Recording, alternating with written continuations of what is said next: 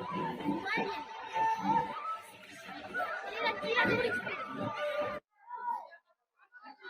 শ্ৰমিকৰ দীৰ্ঘদিনীয়া সমস্যাৰ দাবীৰ প্ৰতি সঁহাৰি জনাই অসমৰ মাননীয় মুখ্যমন্ত্ৰী হিমন্ত বিশ্ব শৰ্মা ডাঙৰীয়াই যি এক ঐতিহাসিক পদক্ষেপ গ্ৰহণ কৰি চাহ বাগিচাৰ 200 বছৰ ইতিহাসত কোনোদিনেই নোহোৱা এক আমাৰ সবতকে ক'বলৈ গ'লে ডাঙৰ সমস্যা আছিলে ভূমিৰ সমস্যা।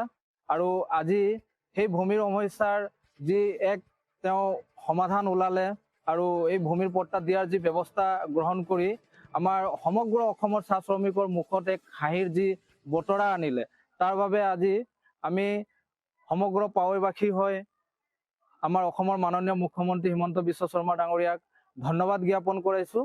আজি আমি সমগ্ৰ অসমৰ চাহ জনগোষ্ঠী আদিবাসীসকলে এক গৌৰৱ অনুভৱ কৰিছোঁ, যিহেতু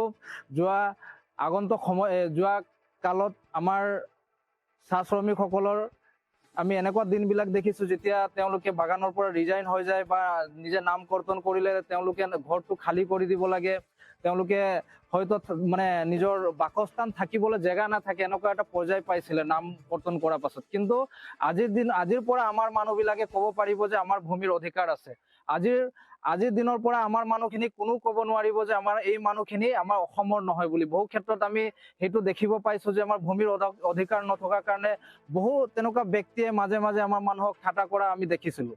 গতিকে আমাৰ অসমৰ বাবে আমাৰ চাহ জনগোষ্ঠী আদিবাসীসকলৰ বাবে আজি এক ঐতিহাসিক দিন, আৰু এই ঐতিহাসিক দিনৰ ক্ষেত্ৰত যে আমি খুব এটা আনন্দ উপভোগ কৰিছোঁ, ভাল লাগিছে।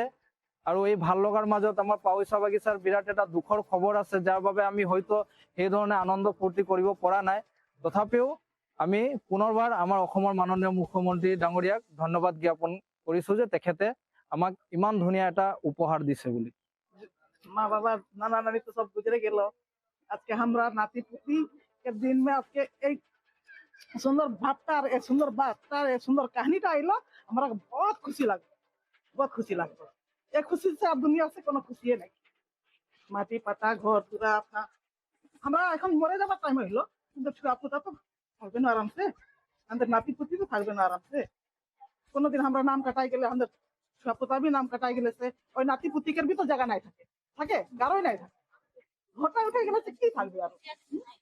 আজকে ওই বস্তুটা আজকে আমাদের থাকে যাবে, আমাদের সবটাই ধন্যবাদ, একদম বহুত খুশি লাগলো। নমস্কাৰ মামা, আজি বহুত ভাল লাগিছে আৰু মানে কি আমাৰ মাটি পাত্তাটো দিব। আৰু ইমান দিন হৈ গৈছিলে যে আমাৰ মানে কি বহুত বছৰ হৈ গৈছিলে, 200 বছৰ হৈ গৈছিলে যে আমাৰ মাটি পাত্তাটো দিয়া নাছিলে, যে আজি বহুত ভাল লাগিছে। আৰু আমি চবে ভাল জনাইছো যে আপোনাক যে এনেকৈ ভাল কাম কৰি আগবাঢ়িলে ভাল। আৰু যে আমাৰ এতিয়াতো মা বাবা চবে ইয়াত বুঢ়ী হৈ গৈছিলে, যে ইমান দিন পৰা মাটি পাত্তা পোৱা নাছিলে, যে আজি চবে ফূৰ্তি মানিছে যে মাটি পাত্তাটো আপুনি দিব লাগিব আৰু ইমান